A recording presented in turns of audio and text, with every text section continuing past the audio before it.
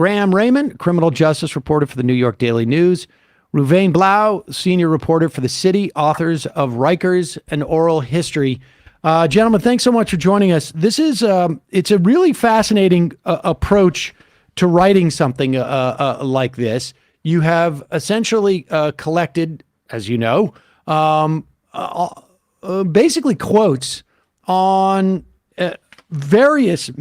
a multitude of different aspects of life at Rikers from a multitude of different people. Graham, let's start with you. Tell us, just give us a sense of the range of people that you interviewed for this book. Well, we interviewed more than 130 people. We wanted to put the voices of people who were either incarcerated there or worked there at the forefront. So there's retired correction officers. There are people who are incarcerated there. There are relatives of people who are incarcerated.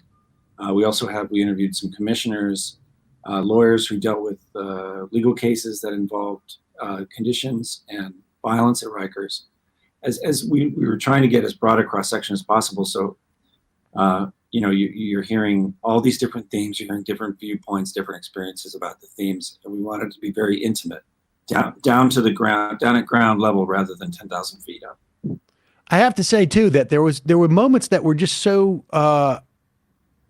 And I want to circle back to this, but sometimes it's really just shocking to hear a prisoner talk about an experience, and then a former, not necessarily. I mean, some of the guards, they don't like to be called guards, but a former commissioner just basically like, yeah, no, that's what we wanted to do. I mean, something to that effect, like where the brutality just seemed to be shocking. But Reuven, tell us, will you give us just some broad statistics for people about Rikers? I'm not sure that necessarily nationally everyone is aware of just what kind of place this is.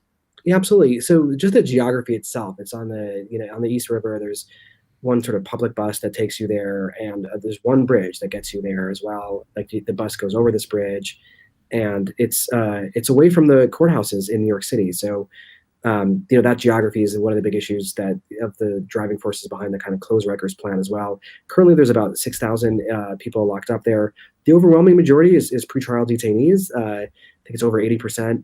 And of that 80%, 50% of the population has diagnosed with some type of mental illness, including 16% with a serious mental illness. Pretrial detainees, can you expand on that? Because I'm not sure, again, people nationally are aware of the fact that there are a lot of people housed in Rikers who have not been convicted of anything. And in fact, there are people who have died in Rikers prior to any kind of conviction or trial. Absolutely. Yeah, absolutely. I mean, pretrial essentially is that, they're held up there while their cases are pending, and because they can't make bail. And there's a kind of a big conversation now in New York City about bail reform that was changed a couple of years ago. And many of the people there are there because some, not necessarily as much as it used to be with small amounts of bail, but there are definitely people there who have issues with court appearances. And yeah, I mean, just overwhelming number of people have not been convicted of a crime, and the people who do stay there, the maximum stay is supposed to be a year. Now that actually is the stay has gone way up recently, because a lot of these cases are the trials are the court hearings are kind of getting dragged out for kind of a multitude of reasons.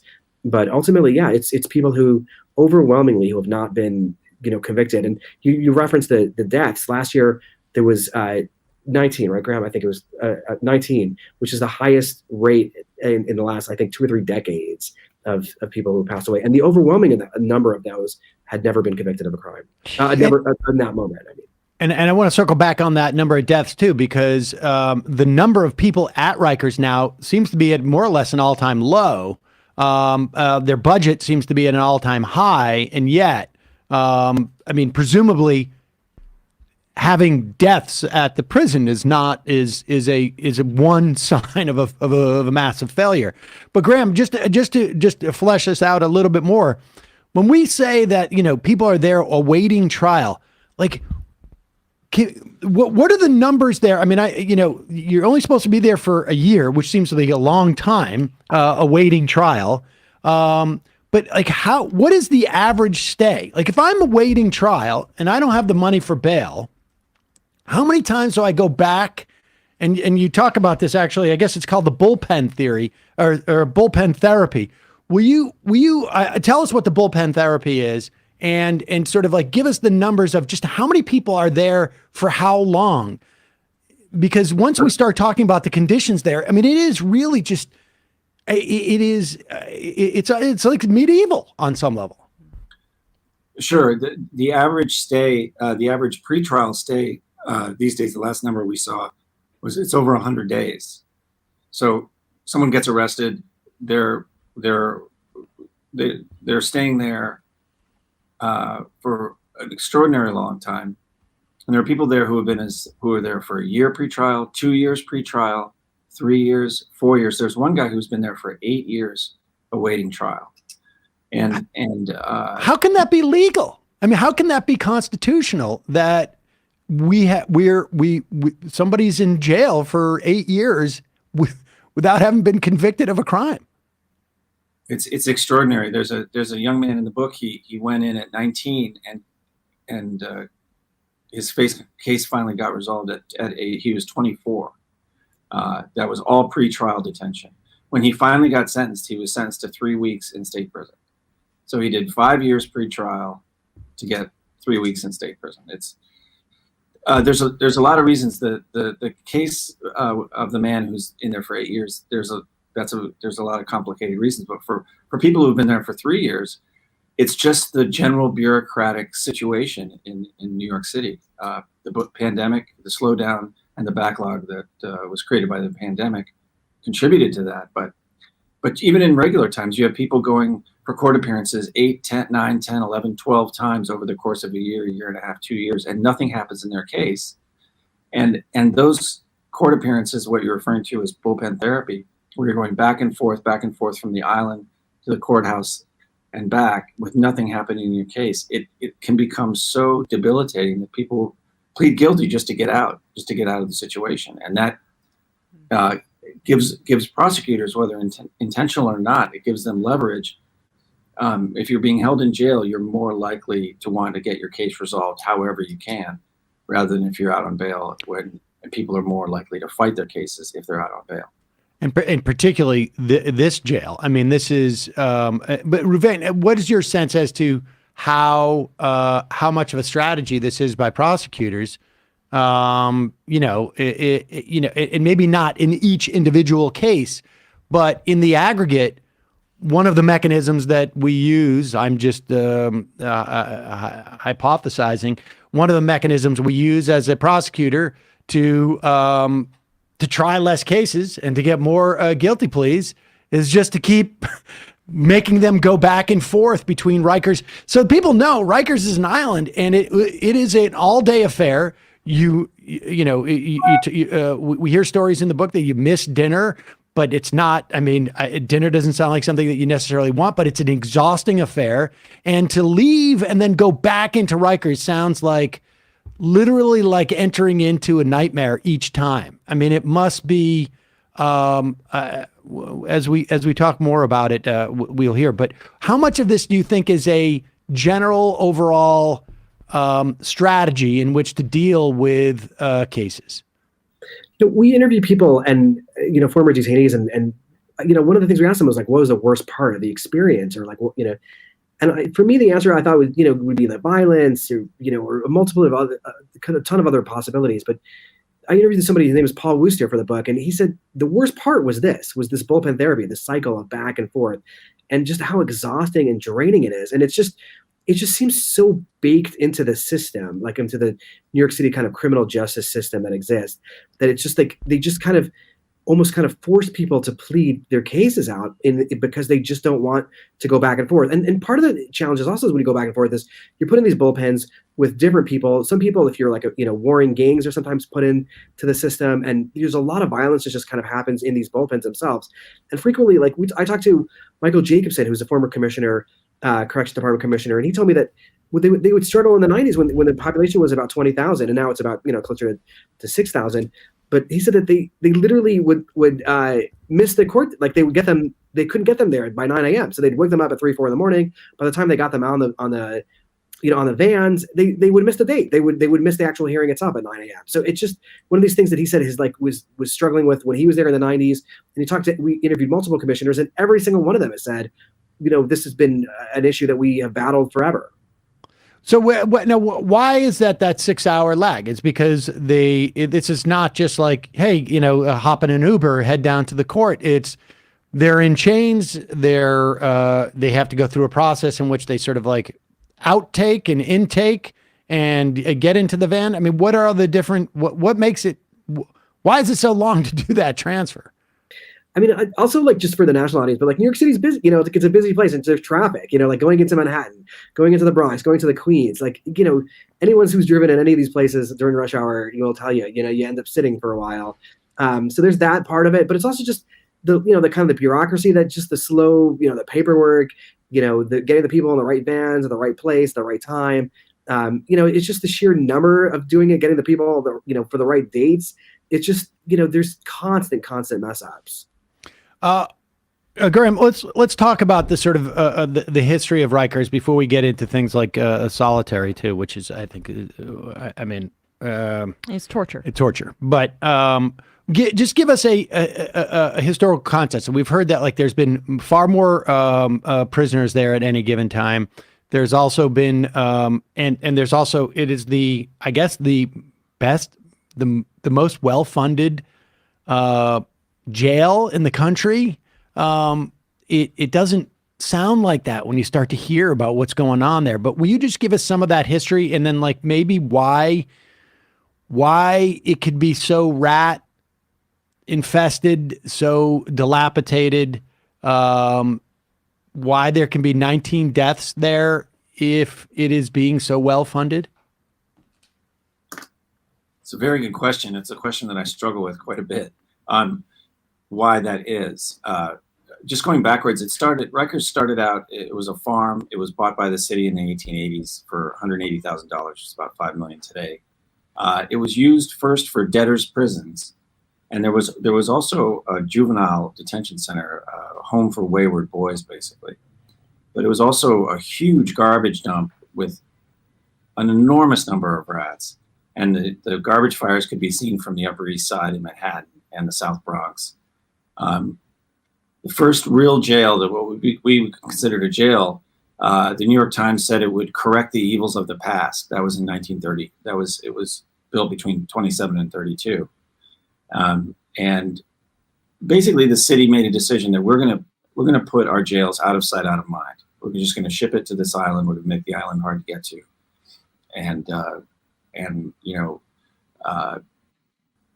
This was the decision that set the framework for the situation we're in today.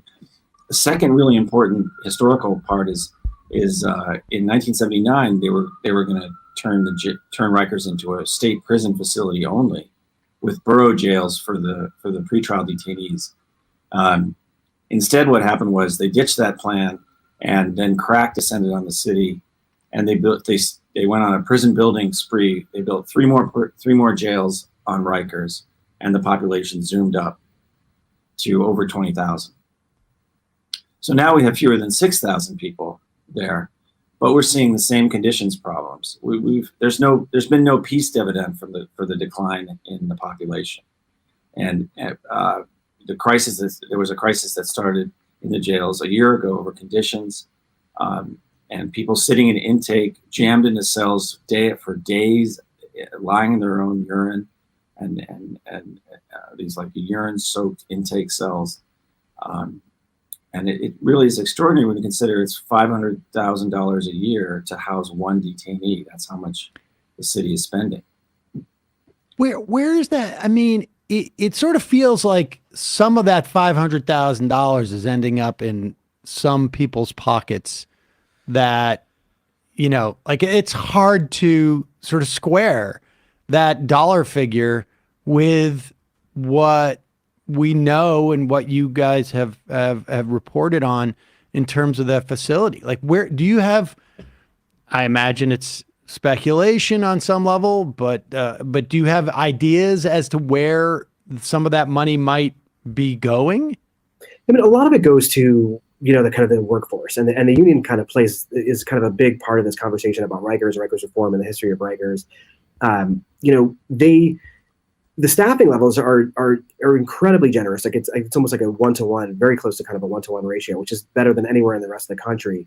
But the problem is that a lot of the officers don't want to work like in the actual jails themselves, and they've been assigned to other areas like transportation, like the central office, and all these other sort of areas where they found roles for officers. So there's this a real challenge of just actually staffing the place properly.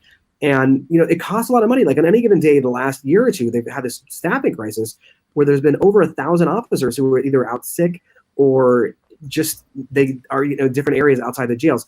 The union has negotiated something called unlimited sick leave, which was really designed for officers who get injured on the job to kind of take however much time they need to kind of, to get better, to heal. But the abuses are after COVID, COVID kind of hit, and they have a system where they can kind of literally go to your house and check to make sure you're home and not out partying, and they just couldn't keep up with the number of people who are out, and they really kind of had this really kind of explosion of absenteeism. I'll just add to that. There's a real disconnect. The jail for young men, 18 to 20, is 60 years old. It was built in 1972, and it's falling apart. Part of that jail is made up of modular units, which were supposed to be temporary with a 5-year shelf life. We're going on close to 30 years that those things have been used. And, that population of young men, that's the most vulnerable, that's the population that you theoretically can get to. And they're in probably one of the worst jails. So there's just a major disconnect in it seems to me in the priorities of the system. I mean, well, it seems like the cruelty is the point, to be real. I mean, there's also this major disconnect in the fact that there's all this money available, clearly, right? And on one side of the equation. And then on the other side, you talk about how this initially began as a debtor's prison. In many ways, that legacy continues because it's a bit of a different gradation. But what this is about is that for pre-trial detention in particular, these are people that cannot afford to walk free. And so they are forced into these conditions when clearly we have systems that could be in place to monitor them and to use that money if they're worried about flight risks or something, to monitor them and not put them in a system that could literally kill them. Yeah, I mean, there's a real subjective, government in some ways has control of the population. During the pandemic, the population got down below 4,000, a number that people thought would never happen in the next 200 years would never happen. So, there was something driving it. The pandemic was driving those releases. So just, a lot of it is the system. If there's a perception of a crime spike, the system leans toward locking people up, even though the whole point of jail is just to make sure people come to their court appearances. But I think that, and this is maybe an American, in some respects an American thing, that the jail, even pre-trial detention, is supposed to be punitive in some way. And, and that's one of the things that I think comes up in the book repeatedly is that very question, that fundamental question about what do we really want out of our jails. Reuven, it feels like that question persists because it is just there's no political value in expending any resources on answering it.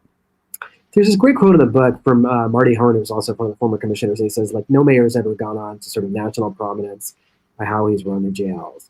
And, it really resonated with me, especially in kind of covering this and the frustration I've had sometimes. And, when we highlight some of these kind of awful incidents, how they just sometimes doesn't really get a lot of attention beyond just sort of the day of story and that's it.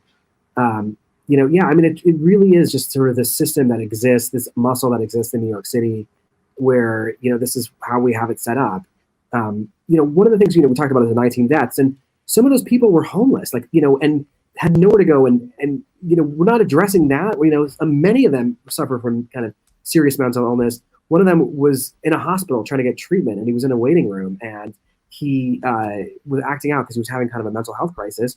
And instead of sending him to a doctor at the hospital, they arrested him, and he ended up taking his own life a few months later after being moved to sort of a mental observation unit. So yeah, I mean, this is how the city works. Let's talk about that. The number of, or the percentage of people in there that you state have some mental health issue. Can you flesh that out for us? I've seen numbers ranging from 40 to 60%. I mean, how is that assessed? And what have we always, as a city, always said the first destination is to go to Rikers in that instance? I mean, how can we know that there's that many percentage of people with mental health issues and then just be like, and it doesn't in any way implicate or affect what we do with these folks?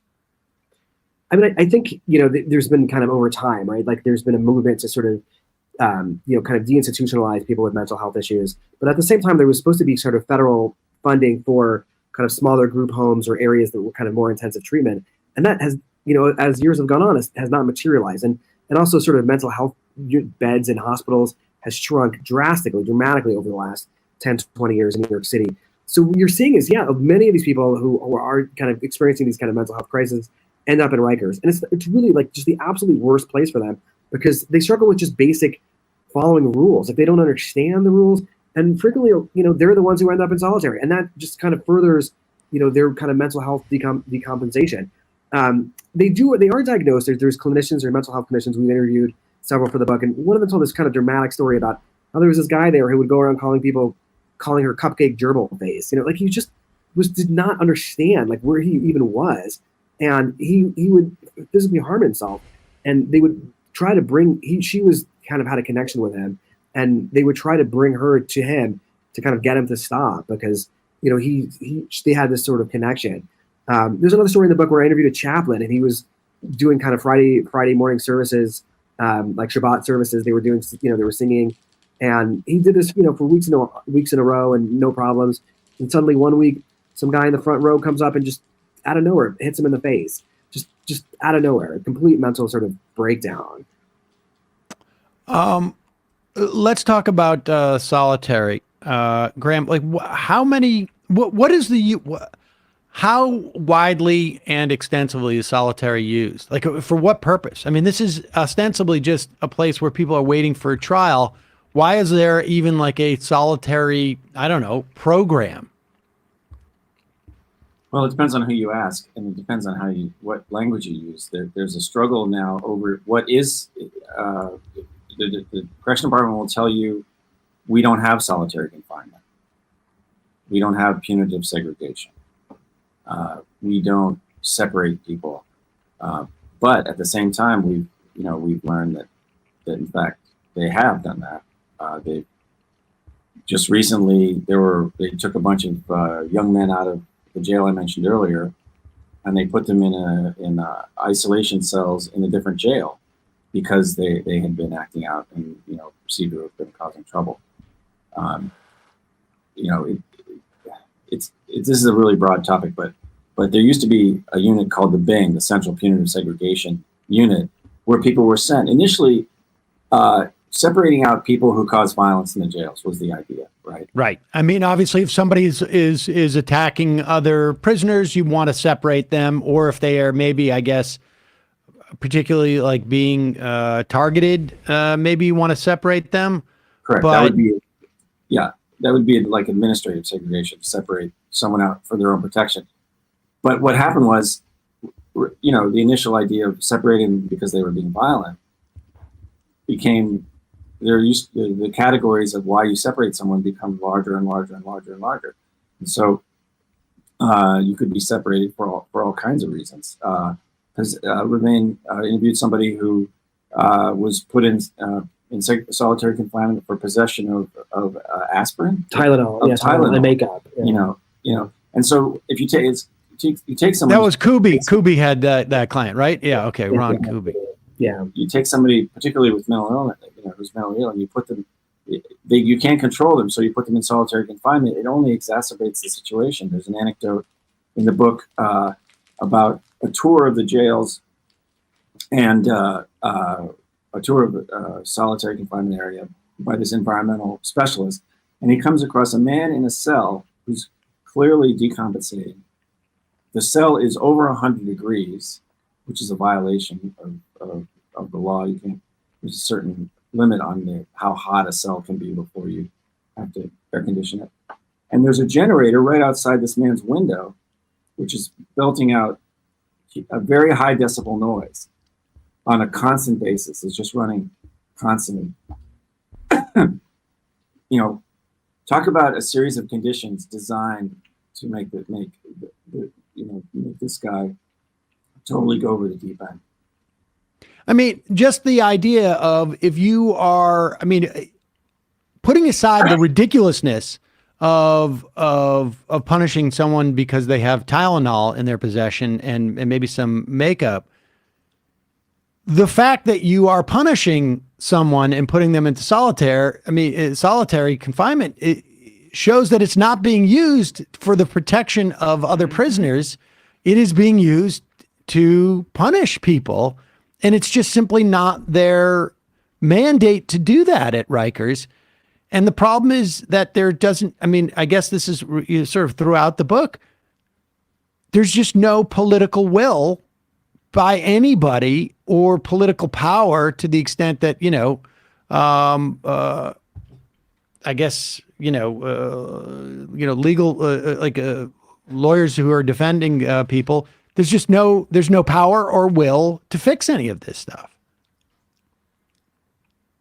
I think that's one of the one things we tried to highlight in the book with this story is we went by topic, and what we're hearing is this, even from just different eras, different, decades, was the same problems kept coming up and over and again.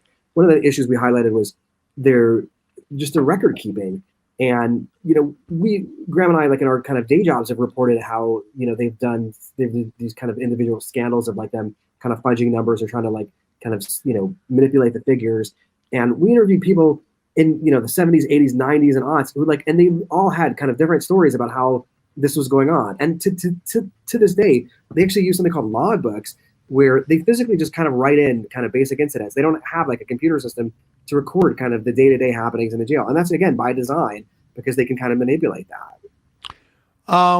Has there ever been an attempt by, let's say, a prisoner or just maybe, I guess, just out of the DOJ for feds to come in and say, this is inhumane treatment. This is what's going on here is unconstitutional, that you can't detain people for 8 years when they haven't been convicted of a crime. You can't, I don't, it seems to me ridiculous that you can detain anybody for a year. We have a right to a speedy trial, and have the feds come in? Have there been any attempt to sort of get the prison shut down based upon some type of federal action?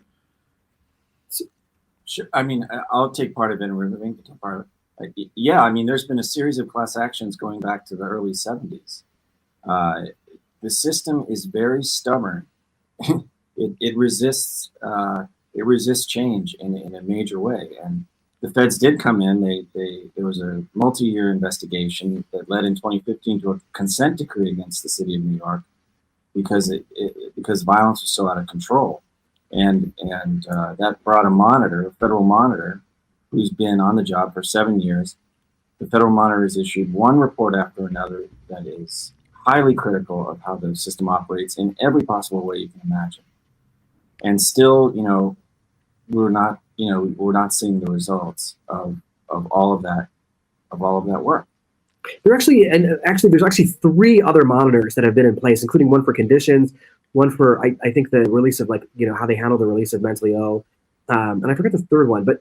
And this is, some of them have juvenile, right? For the juveniles, right? Yeah, thank you. So these monitors essentially have been in place for a long time. They to some degree have made, there have been improvements, but it hasn't changed enough for the courts to say, okay, we don't need this oversight anymore. And now there's a tremendous push to have the federal judge overseeing kind of the juveniles to appoint something called a receiver. And the receiver, it's a kind of a very unique situation. There's one in California. There's only a few others in charge of kind of jail systems. And the one in California is just in charge of kind of the medical. There was one in Cook County, Illinois, that was in charge of the kind of the juveniles. And it would essentially be a person the judge decides who could run the jail and would have the ability to change any of the rules, like any of the union contract would kind of essentially be fair game and kind of just start almost fresh and say, like, if you have the opportunity, like from scratch, how would you run this facility? And, just kind of come at it from a totally new perspective. And the argument is in support of it is just kind of take the politics out of it. I mean, ultimately, the receiver would likely need to work with the unions and the city, as far as financing goes, as far as rules go. You need to get buy-in from the, people working there and, the people overseeing the jail. But it would be this, this incredible kind of change. And the people who support the receiver have said, look, there have been commissioners over the last 20, 30 years who've come in and they've all been well-intentioned. They've all said, I want to change this. I want to make this work and I want to improve this. And some of them have had incredible knowledge and insight on how to run jails. And none of them have been successful. And that's why they're saying we need a receiver who can kind of start from scratch and has more power than a traditional city correction commissioner. Where are we on the efforts to close it? Because I know that like the idea was that if it gets below 4,000 or maybe it was 3,000, then the city can close it and essentially disperse the jails around the city. Where are we on that, and what was the plan? The plan was to get to build 4 new borough-based jails with a total capacity of about 3,300. The current jail population is just under 6,000, and the city is floating the idea that it's by the end of this year it's going to be above 7,000, which will make it difficult to close. They're not really putting any data behind that estimate. It just seems to be, so far we haven't seen like what that estimate is based on. So there's an issue there with the population, and it's kind of what we're seeing is sort of a convergence of 2 big issues of closing Rikers and the backlash against bail reform. So now the idea, since that crime has spiked, somehow should negate a plan to close Rikers, and that there's a perception that's being floated that things are so out of control that the jail population is almost certain to increase, when really it's possible to get it's possible to get the jail population down. Now, the question is, can they do it by 2027? And that becomes then a discussion about the logistics of construction and design and funding and all of that. And it very well possible could very well possibly be that the plan will be somehow delayed.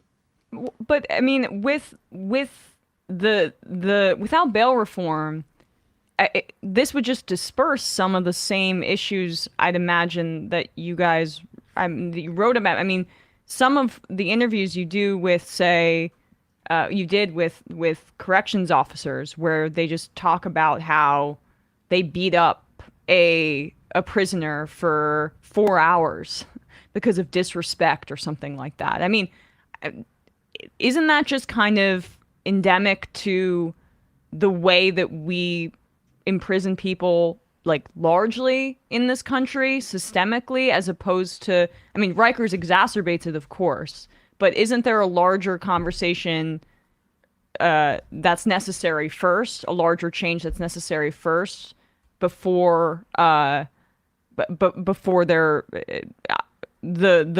breaking up of Rikers would make that much of a difference? I don't think you can read the book. I mean, I think people should read the book and come to their conclusions. Everyone's going to bring their own lens to it, but the legacy of decades, of what's happening in Rikers from the voices of the people who lived it, I mean, you know, you'll hear from the officers themselves, the retired officers, some of the same kinds of things about the conditions, about the way the system operated, about you know, the pointlessness of just putting people through over and over again on low-level arrests, the failures of the system to handle the mentally ill. The officers are almost all of them we talked to said, you know, it's completely unfair to put us in charge of somebody who has severe psychiatric issues because we're not trained for it. They're simply not trained for it. And you know, so overall, you know, I think that the book offers the opportunity for people to think about really what they want out of their jails. I mean, you know, all over the country. Well, Graham Rayman, criminal justice reporter for the New York Daily News, and Reuven Blau, senior reporter for The City. The book is Rikers, an Oral History. We'll put a link to that at majority.fm. It's an important piece of work to hear these voices from over the course of decades in many respects in terms of their experience at Rikers. And just it really is just an incredible stain on our, on our society, that institution. And hopefully more people will engage with it. Thanks so much for your time today. Really appreciate it. Thanks for having us. Thank you.